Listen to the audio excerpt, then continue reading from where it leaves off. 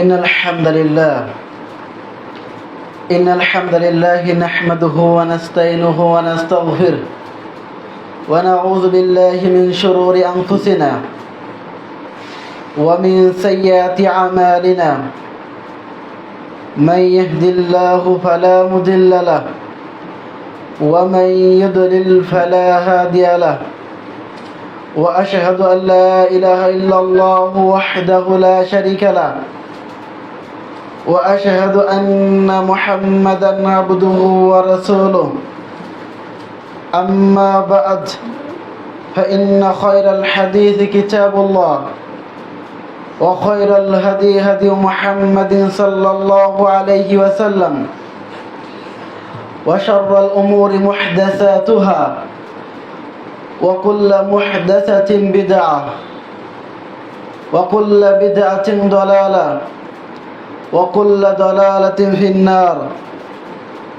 ثم أما بعد أعوذ بالله من الشيطان الرجيم بسم الله الرحمن الرحيم وما للظالمين من أنصار وقال سبحانه وما للظالمين من حميم ولا شفيع প্রশংসা আল্লাহ সুবহানাহু ওয়া তাআলার জন্য যে মহান রব্বুল আলামিন আমাদেরকে দীর্ঘ একটি সপ্তাহ পর আত্তাকওয়া জামে মসজিদে জুমার সালাত আদায় করার জন্য একত্রিত হওয়ার তৌফিক এনায়েত করেছেন। সেই মহান রব্বুল আলামিনের দরবারে শুকরিয়া আদায় করে আলহামদুলিল্লাহ। অতঃপর দুরূদ ও সালাম বর্ষিত হোক মানবতার মুক্তির দূত জনাবে মুহাম্মদ সাল্লাল্লাহু আলাইহি ওয়াসাল্লামের উপর, যার আদর্শকে বাস্তবায়ন করা আমাদের লক্ষ্য এবং উদ্দেশ্য। সেই নবী মুহাম্মদ সাল্লাল্লাহু আলাইহি ওয়াসাল্লামের উপর দুরূদ পাঠ করে আল্লাহুম্মা সাল্লি আলাইহি আল্লাহুম্মা বারিক আলাইহি। সম্মানিত সমবেত মুসল্লিবৃন্দ, আজকের জুমার সংক্ষিপ্ত আলোচনার বিষয় জুলুম, অত্যাচার, নির্যাতন। এ সম্পর্কে সংক্ষিপ্ত আলোচনা করার চেষ্টা করব ইনশাআল্লাহ তাআলা। জুলুম, অত্যাচার ইসলামের একটি জঘন্যতম, খারাপ, বড় একটি পাপ। যে জুলুমকে পৃথিবীর সকলেই অপছন্দ করে। পৃথিবীর কেউ জুলুমকে পছন্দ করে না, সে যেই হোক না কেন, হিন্দু, খ্রিস্টান, বৌদ্ধ, পৃথিবীর যে কোনো শ্রেণীর মানুষ হোক না কেন, এমনকি পশু পাখিও, তারাও একজন আরেকজনের পরে জুলুম করা এটাও পছন্দ করে না। জুলুম অত্যন্ত খারাপ এবং ভয়াবহ একটি পাপ। জুলুম এমন একটি পাপ যে পাপ করলে আল্লাহ সুবহানাহু ওয়া তাআলা মানুষকে ক্ষমা করবেন না। পৃথিবীতে যত পাপ আছে সমস্ত পাপ আল্লাহ সুবহানাহু ওয়া তাআলা ক্ষমা নিজে করে দিলেও জুলুমের পাপ আল্লাহ সুবহানাহু ওয়া তাআলা নিজে ক্ষমা করবেন না। শিরকের গুনাহ আল্লাহ সুবহানাহু ওয়া তাআলা ক্ষমা করে দেবেন যদি মানুষ মৃত্যুর পরে তওবা করে। কিন্তু জুলুম, অত্যাচার এমন একটি পাপ, যদি মানুষ তওবা করে তারপরেও মানুষের কি হয়, ক্ষমা হবে না। কারণ এই জুলুম, অত্যাচার পাপটা শুধুমাত্র মানুষের সাথে সীমাবদ্ধ। যদি কেউ সালাত আদায় না করে এটা আল্লাহর সাথে সীমাবদ্ধ। যদি ইসলামকে অস্বীকার করে এটা আল্লাহর সাথে সীমাবদ্ধ। যে কোনো পাপ যদি মানুষ করে, অন্যায় কাজ করে, সমস্ত পাপে আল্লাহর সাথে সীমাবদ্ধ। শুধুমাত্র জুলুম, অত্যাচার, আত্মসাৎ, এই পাপটা একমাত্র আল্লাহ সুবহানাহু ওয়া তাআলার সাথে সীমাবদ্ধ নয়, এটা হচ্ছে মানুষের সাথে সীমাবদ্ধ। আপনি আমি যার উপর জুলুম করব, যার উপর অত্যাচার করব, সে যতক্ষণ পর্যন্ত ক্ষমা না করবে ততক্ষণ পর্যন্ত আল্লাহ সুবহানাহু ওয়া তাআলা ক্ষমা করবেন না। আর এই জুলুমের পাপটা, এই অত্যাচারের পাপ, এই আত্মসাতের পাপ, এটা আমাদেরকে দুনিয়ায় থাকা অবস্থায় মাফ করে নিতে হবে। যদি কেউ দুনিয়ায় থাকা অবস্থায় মাফ না করে পরকালে যায়, মৃত্যুবরণ করে, তাহলে সেই পাপ আল্লাহ সুবহানাহু ওয়া তাআলা ক্ষমা করবেন না। আপনি আমি যার প্রতি জুলুম করেছি তার কাছ থেকে দুনিয়ায় ক্ষমা চেয়ে নিতে হবে। যদি সে মৃত্যুবরণ করে অথবা আমি মৃত্যুবরণ করি, তাহলে এই পাপের ক্ষমা আমাকে কিয়ামতের দিন পাওয়ার কোনো সুযোগ নাই। সেদিন এই পাপ থেকে মুক্তি পাওয়ার মাধ্যম হলো একটা, সেটা হচ্ছে তার যে আমার যে নেকি থাকবে এই নেকিটা তাকে দিয়ে দেওয়া হবে যার উপর জুলুম করেছি। যদি আমার নেকি না থাকে তাহলে তার যে পাপ আছে ওই পাপের ভাগ আমাকে নিতে হবে। এজন্য জুলুম অত্যাচার যদি কেউ দুনিয়া থেকে করে তাহলে তার উচিত হবে দুনিয়াতেই জুলুম অত্যাচারের পাপ মোচন করে মৃত্যুবরণ করা। সম্মানিত সমবেত মুসল্লিবৃন্দ, আমরা যদি লক্ষ্য করি তাহলে দেখতে পারবো যে যুগে যুগে যত অত্যাচারী এসেছিল, যত শাসক এসেছিল, সকলেই তারা মানুষের উপর অত্যাচার করেছে ক্ষমতার লোভে, রাজনীতির লোভে, দাপট, ক্ষমতা, এইগুলোর লোভের তার সিংহাসনকে, তার রাজত্বকে টিকে রাখার জন্য মানুষের উপর জুলুম করেছে। ইতিহাস তার সাক্ষী আছে। ইব্রাহিম আলাইহিসসালামের প্রতি জুলুম করেছে নমরুদ, মুসা আলাইহিসসালামের প্রতি জুলুম করেছে ফিরাউন, তারপরে ইয়াহইয়া আলাইহিসসালাম, জাকারিয়া আলাইহিসসালাম, এমনকি আমাদের নবী মুহাম্মদ সাল্লাল্লাহু আলাইহি ওয়াসাল্লামের প্রতি জুলুম করা হয়েছে। তিনি জুলুমের শিকার হয়ে মক্কা ত্যাগ করে মদিনায় চলে গিয়েছিলেন। তারপরেও যতগুলো খলিফা এসেছিল তাদের উপর জুলুম অত্যাচার করা হয়েছিল যুগে যুগে। এমনকি 2024 সালে 5 আগস্ট পর্যন্ত আমাদের উপরেও জুলুম অত্যাচার করা হয়েছিল এবং আমাদের বহির্বিশ্বে ফিলিস্তিন সহ আরও রাষ্ট্রে আমাদের উপর জুলুম অত্যাচার হয়ে আসতেছে, যার শিকার আমরা, সম্মানিত সমবেত মুসল্লিবৃন্দ। অথচ এই জুলুম অত্যাচার অত্যন্ত জঘন্যতম একটি পাপ। এ মর্মে আল্লাহ সুবহানাহু ওয়া তাআলা বলেন, ওয়ামা লিয-যালিমিনা মিন হামিমিন ওয়ালা শাফিঈ ইতাউন। আল্লাহ সুবহানাহু ওয়া তাআলা 40 নম্বর সূরা আল মুমিনের 18 নম্বর আয়াতে বলেন, ওয়ামা লিয-যালিমিনা মিন হামিম ওয়ালা শাফিঈ ইতা।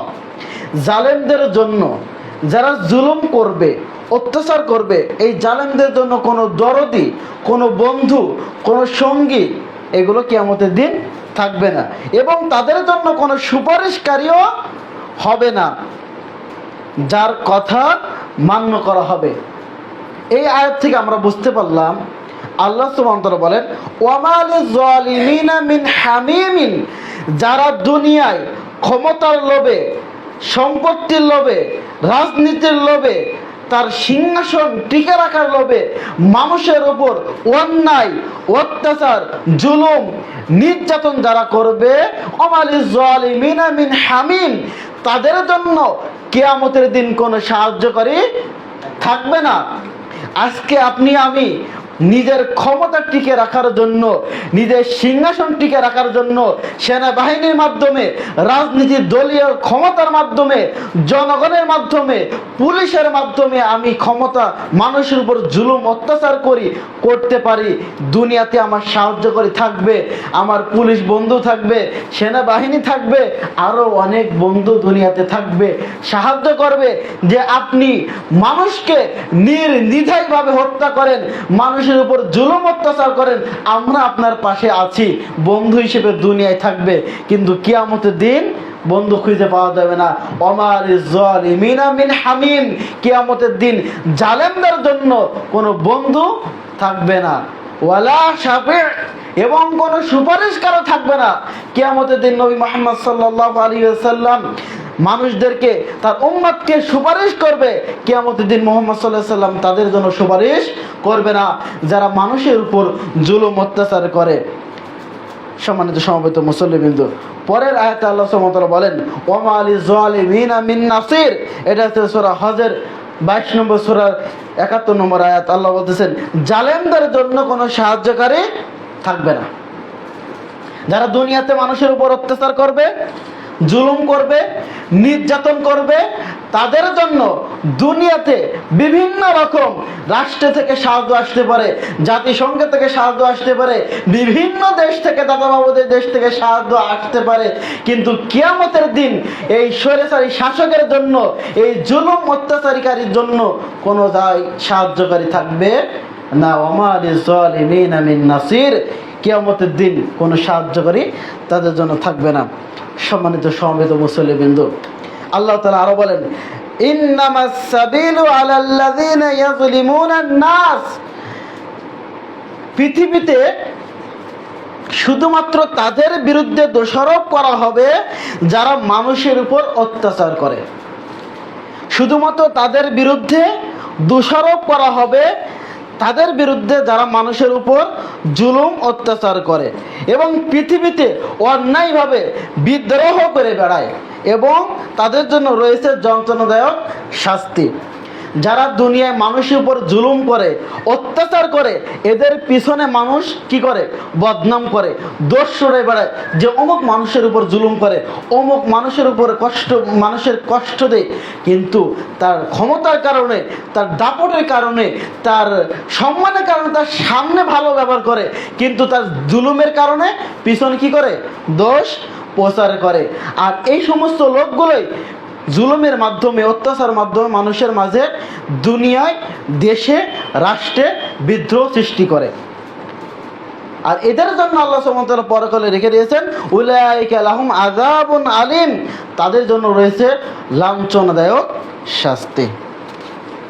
সম্মানিত সমবেত মুসল্লিবৃন্দ, আন জাবের রাদিয়াল্লাহু আনহু قال, জাবের রাদিয়াল্লাহু আনহু থেকে বর্ণিত, তিনি বলেন, قال রাসূলুল্লাহ সাল্লাল্লাহু আলাইহি ওয়াসাল্লাম, আল্লাহ রাসূল সাল্লাল্লাহু আলাইহি ওয়াসাল্লাম বলেন, ইত্তাকুজ জুলমা, পৃথিবীর মানুষ তোমরা জুলুমকে ভয় করো। ইত্তাকুজ জুলমা, তোমরা জুলুমকে ভয় করো। মানুষের উপর অন্যায়, অত্যাচার, আত্মসাৎ, জুলুম, এইগুলো থেকে বিরত থাকো, এইগুলোকে ভয় করো। ফাইন্না জুলমা জুলমাতুন ইয়াউমাল কিয়ামা, কেননা এই জুলুম, এই অত্যাচার, এই আত্মসাৎ কিয়ামতের দিন অন্ধকার হয়ে আসবে। কিয়ামতের মাঠ খুব ভয়াবহ অবস্থা হবে যারা জুলুম অত্যাচার করবে। এজন্য আল্লাহ রাসূল সাল্লাল্লাহু আলাইহি ওয়াসাল্লাম বলেছেন, ইত্তাকুজ জুলমা, পৃথিবীর মানুষ তোমরা জুলুম অত্যাচারকে এর থেকে বিরত থাকো। ফাইন্না জুলমা জুলমাতুল ইয়াউমাল কিয়ামা, কেননা জুলুম, অত্যাচার কিয়ামতের দিন অন্ধকার হয়ে আসবে। ওয়াত্তাকুশ শুহা, এবং তোমরা কৃপণা থেকে বেঁচে থাকো, কিপটেমি থেকে বেঁচে থাকো, এইগুলো থেকে বেঁচে থাকো। ফাইন্না শুহা আহলাকা মান কানা ক্বাবলাকুম, কারণ এই কৃপণতা, এই কিপটামি তোমাদের পূর্বে জাতি যারা ছিল তাদেরকে ধ্বংস করে দেওয়া হয়েছে।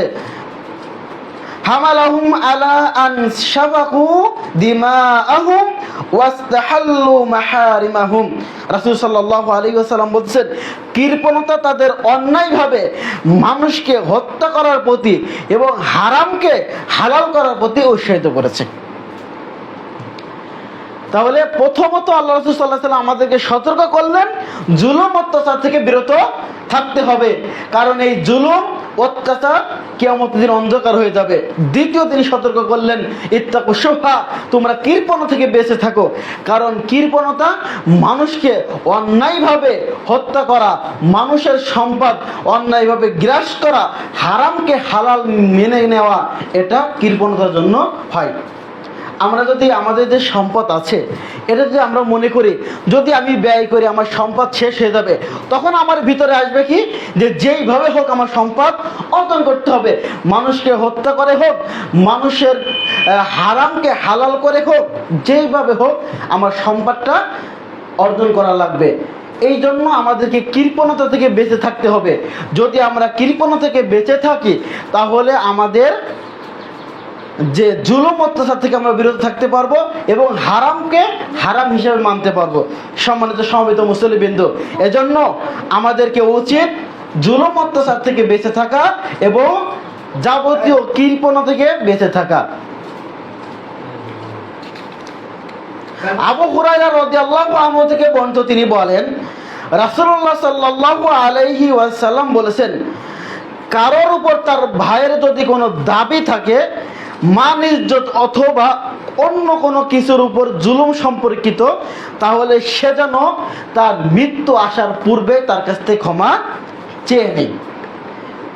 রাসূল বলতেছেন, যদি কোনো ব্যক্তি দুনিয়াতে তার কোনো ভাইকে অপমান করেছে, তার ভাইয়ের ইজ্জত নিয়ে ছিনিমিনি করেছে, তার ভাইয়ের উপর যাবতীয় যে কোনোভাবে তার উপর যদি জুলুম করে থাকে, তাহলে তার উচিত হবে তার মৃত্যুর পূর্বে তার কাছ থেকে ক্ষমা নিয়ে নেওয়া।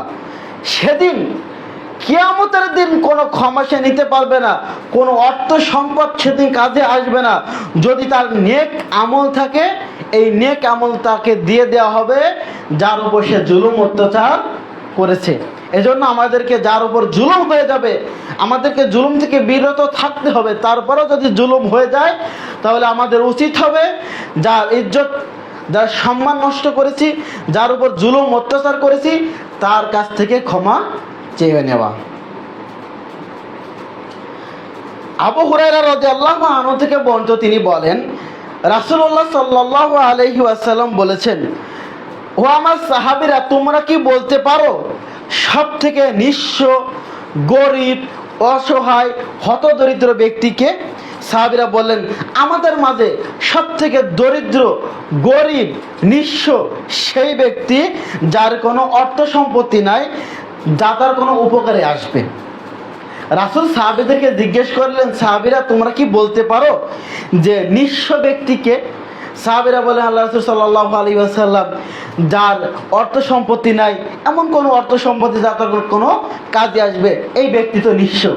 রাসূলুল্লাহ সাল্লাল্লাহু আলাইহি ওয়াসাল্লাম বললেন, আমার উম্মতের সবচেয়ে গরিব, দরিদ্র, নিঃস্ব ওই ব্যক্তি যে ব্যক্তির আমল নামায় সিয়ামের নেকি আছে, সালাতের নেকি আছে, যাকাতের নেকি আছে, সদকার নেকি আছে, যাবতীয় সমস্ত নেকি দিয়ে পরিপূর্ণ, কিন্তু এত নেকি থাকার সত্ত্বেও তার নেকির ভিতরে একটি পাপ আছে, যে পাপটা হলো জুলুম অত্যাচারের পাপ, মানুষের উপর অন্যায় করার পাপ, মানুষের সম্পদ আত্মসাৎ করার পাপ। এই পাপ যার ভিতরে আছে, সমস্ত নেক আমল থাকার পরেও সেই হতদরিদ্র, নিঃস্ব। রাসূলুল্লাহ সাল্লাল্লাহু আলাইহি ওয়াসাল্লাম বলতেছেন, এই ব্যক্তি কিয়ামতের মাঠে উপস্থিত হবে, তার নেকির পাল্লায় সালাত, সিয়াম, হজ, যাকাতের নেকি তার পাল্লায় রয়েছে। কিন্তু ঠিক এমতো অবস্থায় তার কাছে একজন ব্যক্তি এসে বলবে, আল্লাহ, এই লোকটা আমার ইজ্জত নিয়ে সম্মানহানি করেছে।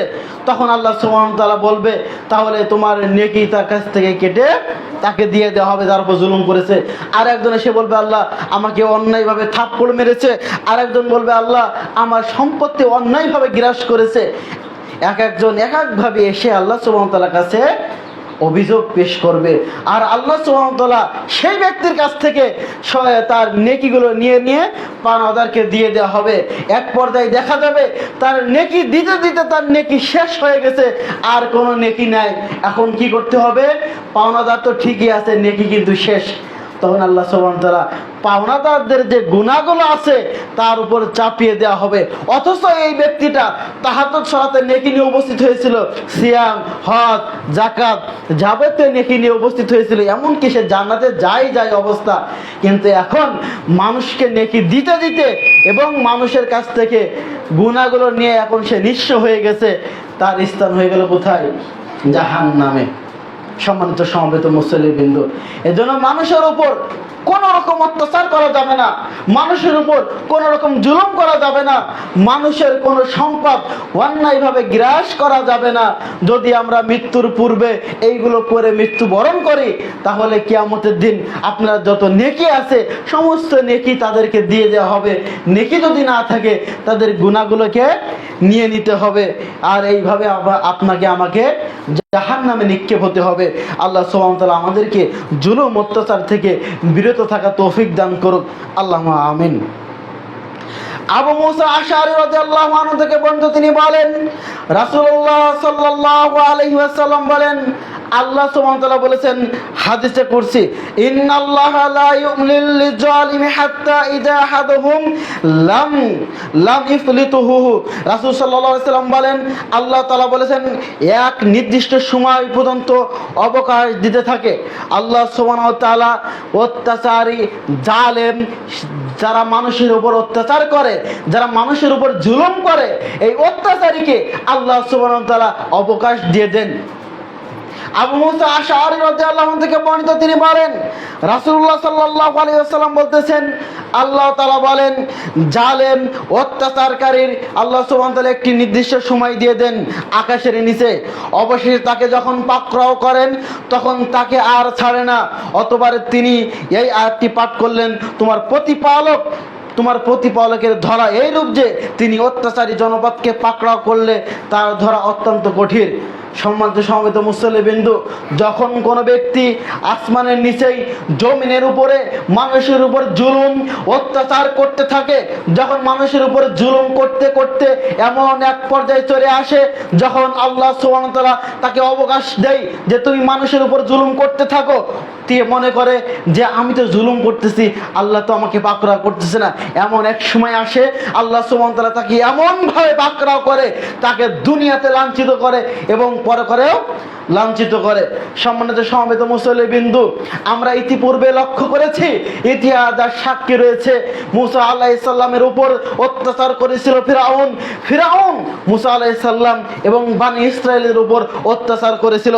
মুসা নিজেকে আনা রব্বুকুমুল আলা, আমি পৃথিবীর সব থেকে বড় রব হিসেবে দাবি করেছিল। মানুষের উপর অত্যাচার করত, জুলুম করত। যখন মুসা আলাইহিস সালাম কালিমার দাওয়াত দিলেন, তখন মুসার উপর অত্যাচার নেমে আসলো ফিরাউন এবং মুসা আলাইহিস সালাম যখন সামনাসামনি, তখন মুসা এবং ফিরাউন মুসা আলাইহিস সালামকে দমন করার জন্য জাদুর আয়োজন করলেন। সেই শাসক মিশরের যত জাদুকর ছিল তাদেরকে একত্রিত করে রাজসভায় নিয়ে আসা হলো। জাদুকররা মুসা আলাইহিস সালামের সামনে জাদু পেশ করার জন্য বলল, মুসা তুমি কি আগে জাদু পেশ করবে না আমরা করব? মুসা আলাইহিস সালাম বললেন, তোমরা আগে জাদু পেশ করো। যখন জাদুকররা হাতের রশি মারতে নিক্ষেপ করে দিলেন, তখন বড় বড় সাপে রূপান্তরিত হলো। মুসা আলাইহিস সালাম দেখে ভয় পেয়ে গেলেন। আল্লাহ সুবহানাহু ওয়া তাআলা বলেন, মুসা লা তাখাফ, তুমি ভয় করো না, তোমার হাতে যে লাঠি আছে জমিনে নিক্ষেপ করো। মুসা আলাইহিস সালাম হাতের লাঠি জমিনে নিক্ষেপ করার সাথে সাথে লাঠিটা সাপ হয়ে গেল। জাদুকর যে যত সাপ আছে সমস্ত সাপ লাঠিটা খেয়ে ফেললেন। জাদুকররা যখন দেখলো যে মুসা যে দাবি নিয়ে আসতেছে, মুসা যে রবের পথে আমাদেরকে আহ্বান করতেছে, এই রব তো হক, এই রব সত্য, তখন তারা ফিরাউনকে প্রত্যাখ্যান করে এক আল্লাহর প্রতি ঈমান রাখলেন। যখন ফিরাউন দেখলো যে তার জাদুকররা এক আল্লাহর প্রতি ঈমান এনেছে, তখন ফিরাউন দেখলো আমার রাজত্ব টেকে না। তখন ফিরাউন অত্যাচারী ফিরাউন তখন তাদের উপর অত্যাচার শুরু করলো। বলল, তোমরা যদি মুসার রবের থেকে ফিরে না আসো তাহলে আমি তোমাদেরকে বিপরীতভাবে হত্যা করব। তিনি বললেন, যদি তোমরা মুসার রবের কাছ থেকে ফিরে না আসো তাহলে তোমাদের ডান হাত কাটবো, বাম পা কাটবো। তারপরেও যদি ফিরে না আসো তোমাদের বাম হাত কাটবো, ডান পা কাটবো। এইভাবে তাদের উপর অত্যাচার করা হলো। এক পর্যায়ে মুসা আলাইহিস সালাম দাওয়াতি কাজ করে যাচ্ছেন, ফিরাউন তার দলবল নিয়ে মুসা আলাইহিস সালামের কওমের উপর অত্যাচার করে আসতেছে। যখন অত্যাচারের সীমাবদ্ধ ছেড়ে গেলেন, আল্লাহ সুবহানাহু ওয়া তাআলা অবকাশ দিলেন অত্যাচার করার জন্য। এক পর্যায়ে ছাড়তে আল্লাহ সুবহানাহু ওয়া তাআলা ছাড় দিতে এমন এক পর্যায়ে আসলেন যখন পাকড়াও করার সময় হলো, তখন মুসা আলাইহিস সালামকে আল্লাহ সুবহানাহু ওয়া তাআলা বললেন, মুসা তোমার দলবল নিয়ে মিশর ত্যাগ করো। মুসা আলাইহিস সালাম তার সৈন্য সাথীদেরকে নিয়ে মুসা আলাইহিস সালাম দেশ ত্যাগ করে চলে যাচ্ছেন। যখন দেশ ত্যাগ করে চলে যায়, ফিরাউন তার দলবল নিয়ে মুসা আলাইহিস সালামকে পাকড়াও করার জন্য তার পিছনে ধাওয়া করলেন। সামনে বিশাল বড় সমুদ্র। মুসা আলাইহিস সালাম সমুদ্রের নিকটে চলে গেলেন, যে দেখলেন বিশাল সমুদ্র। মুসার দলবল বললেন, মুসা আমরা তো পাকড়াও হয়ে গেছি, সামনে সমুদ্র আমরা কিভাবে পার হব? মুসা আলাইহিস সালাম বললেন, আল্লাহ আমাদেরকে রক্ষা করবেন। তার হাতের লাঠি সমুদ্র সমুদ্রে নিক্ষেপ করার সাথে সমুদ্রে 12টি রাস্তা হয়ে গেল। মুসা আলাইহিস সালামের দলবল সমুদ্র পার হয়ে গেলেন। ফিরাউন এসে নদীর সমুদ্রে করে এসে দেখলেন যে বিশাল রাস্তা হয়ে গেছে, রাজপথ তৈরি তার জন্য। সে সমুদ্রে নেমে গেলেন। আল্লাহ সুবহানাহু ওয়া তাআলা তাকে পাকড়াও করলেন, এমনভাবে পাকড়াও করলেন চারিপাশ থেকে পানি এসে ফিরাউনকে গ্রাস করে ফেললো। ফিরাউনকে যখন পানিতে চুবানি দেয় তখন ফিরাউন বলে যে আল্লাহ তুমি কেন আমাকে চুবাচ্ছ? আমি তো ঈমান এনেছি, আমি তো সেই রবের প্রতি ঈমান এনেছি যে রবের প্রতি ঈমান এনেছে বানু ইসরাইল। এখন আল্লাহর কথা বলেন আল্লাহ যে আমি তোমার প্রতি ঈমান এনেছি, এই কথা বলেন, বলে যে আল্লাহ সেই রবের প্রতি ঈমান এনেছি যে রবের প্রতি বানি ইসরাইল ঈমান এনেছিল। আল্লাহ সুবহানাহু ওয়া তাআলা বলে আল্লাহ এখন বেটা তুই এখন ঈমান আনতেছিস, যখন তোকে এই পাকড়াও করেছি এখন ঈমান আনিস। অনেক সতর্ক তোকে করেছি কিন্তু তুই জুলুম অত্যাচার থেকে ফিরে আসিস নাই, আমি তোকে অবকাশ দিয়েছিলাম, এখন তোকে পাকড়াও করা হয়েছে। আল্লাহ সুবহানাহু ওয়া তাআলা তাকে পাকড়াও করলেন এমন ভাবে যে আল্লাহ সুবহানাহু ওয়া তাআলা বলতেছেন আল্লাহ এখন, অথচ এর আগে তুই ছিলি সন্ত্রাস, এর আগে তুই ছিলি অত্যাচারী, এর আগে ছিলি তুই জালেম, তোকে এখন পাকড়াও করেছে, এখন ঈমান আনে কোনো কাজ হবে না। আল্লাহ সুবহানাহু ওয়া তাআলা তাকে পানির তলে চুবানি খেয়ে খেয়ে তাকে কি করলেন, সমুদ্রের নিচে আজ পর্যন্ত তাকে রেখে দিয়েছেন সারা বিশ্ববাসীর জন্য।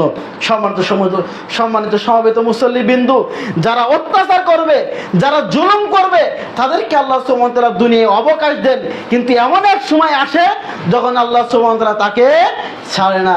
ঠিক তেমনি ভাবে নমরুদ ইব্রাহিম আলাইহিস সালামের উপর অত্যাচার করেছিল। নমরুদ ইব্রাহিম আলাইহিস সালামকে সুরে চড়িয়েছিলেন, আগুনে নিক্ষেপ করেছিলেন, বিভিন্নভাবে অত্যাচার করেছিল তার জাতির উপরে, কিন্তু আল্লাহ সুবহানাহু ওয়া তাআলা তাকে অত্যাচার করার জন্য অবকাশ দিয়েছিলেন, সময় দিয়েছিলেন। কিন্তু সময় শেষে যখন আল্লাহ সুবহানাহু ওয়া তাআলা তাকে পাকড়াও করলেন, যখন সে এক পর্যায়ে বলেছিল নমরুদ ইব্রাহিম আলাইহিস সালামকে, ইব্রাহিম তুমি যে রবের দাওয়াত নিয়ে এসেছো আমি এই রবকে হত্যা করব। এই হত্যা করার জন্য সে আসমানের দিকে তীর নিক্ষেপ করেছিলেন।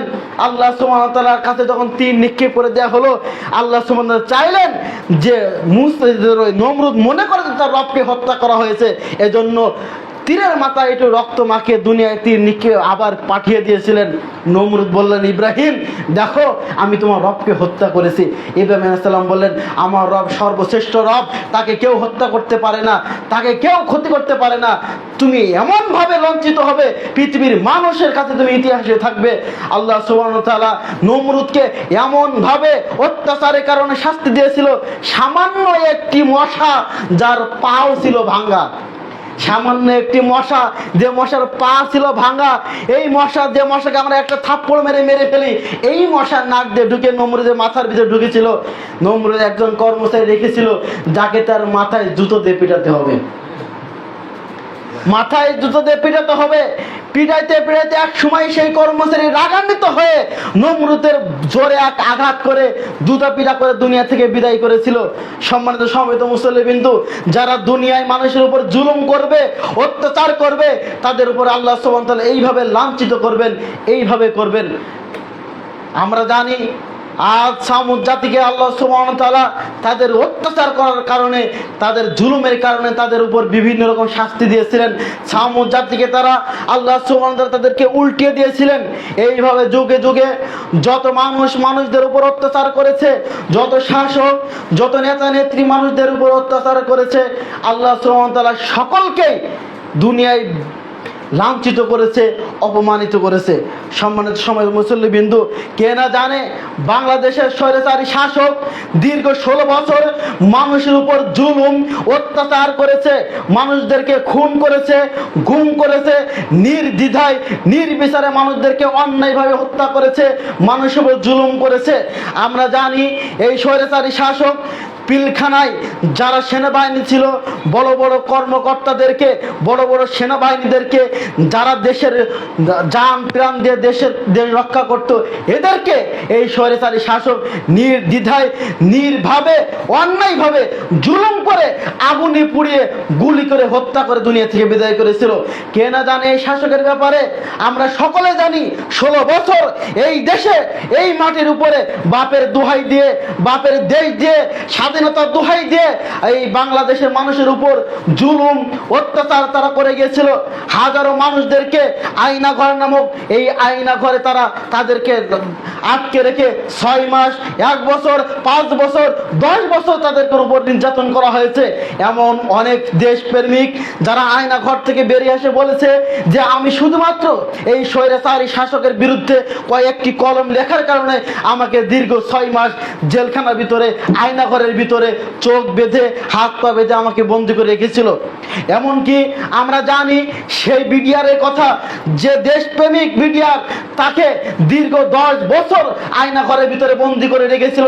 সে বলেছে যে আমার হাতে যে গামছাটা দেখছেন, এই গামছাটা দীর্ঘ 10 বছর খালি চোখের পানি মুছেছি। এই গামছা যদি আমি এখন নিংড়াই তাহলে চোখের পানি পড়বে টপটপায়ে। এই গামছায় এত চোখের পানি ভিজে গেছে।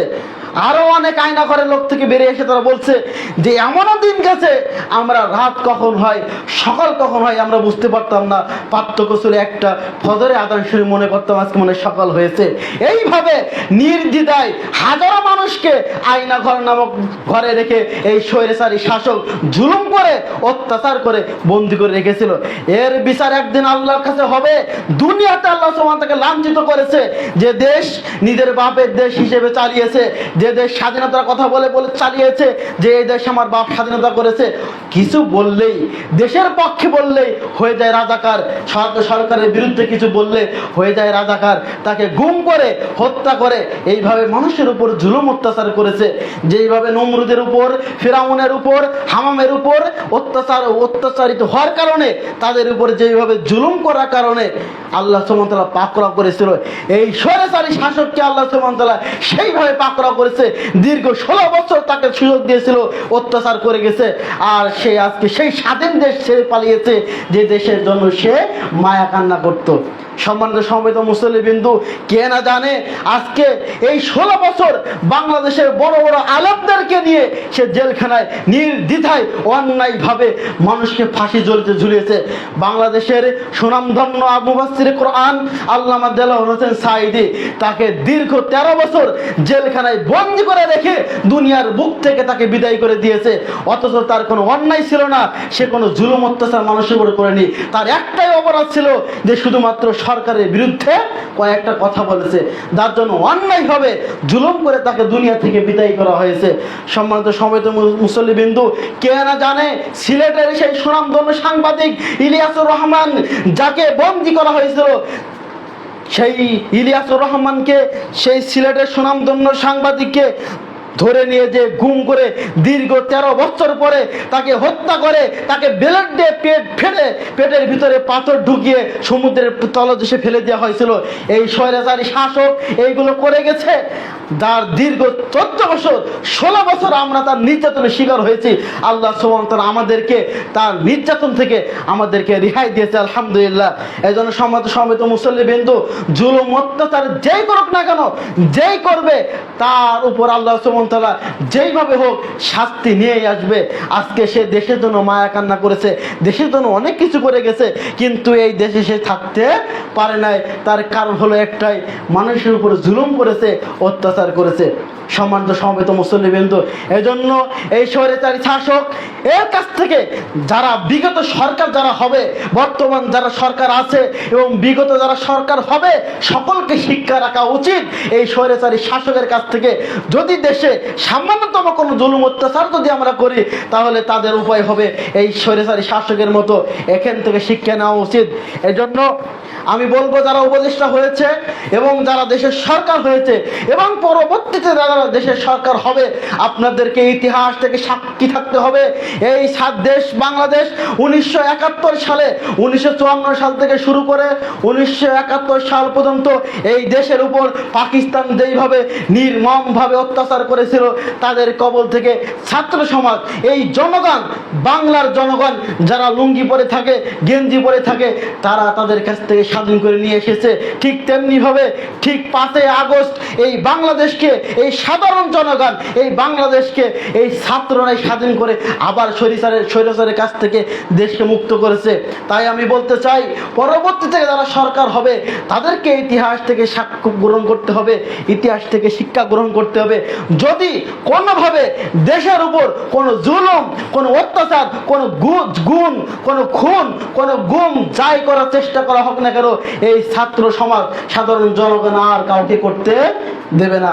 সম্মানিত সমবেত মুসল্লিবৃন্দ, এই জন্য বাংলাদেশ সরকার, বর্তমানে আমাদের অন্তর্বর্তী সরকার হয়েছে ডক্টর ইউনূস, যদিও তার বিরুদ্ধে অনেক কথা আছে, তারপরেও তাকে আমি অন্তর থেকে মহব্বত করি, পছন্দ করি। সে দেশের জন্য আলহামদুলিল্লাহ অনেক কাজ করতেছে, অল্প সময়ে অনেক কাজ করেছে।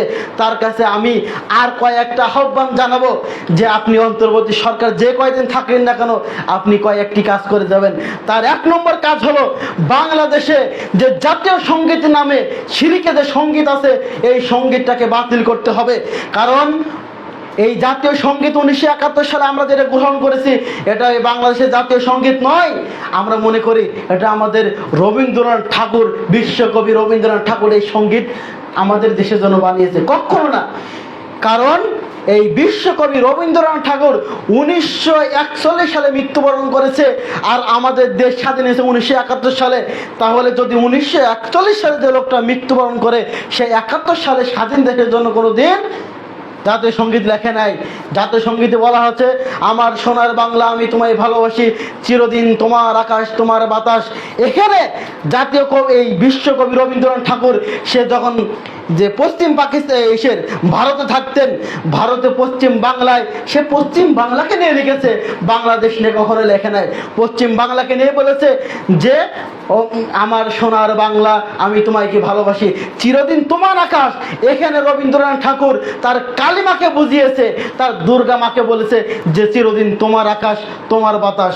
এখানে কোনো বাংলা জমিনকে বোঝানো হয় না। আমরা তো রূপক অর্থ নিই যে আমার সোনার বাংলা, চিরদিন তোমার আকাশ মানে বাংলার আকাশ, চিরদিন তোমার বাতাস মানে বাংলার বাতাস, এটা আমরা মনে করি। কিন্তু রবীন্দ্রনাথ ঠাকুর যখন লিখেছিল, তখন কিন্তু সে তার দুর্গা মা কালিমাকে উদ্দেশ্য করে রেখেছে।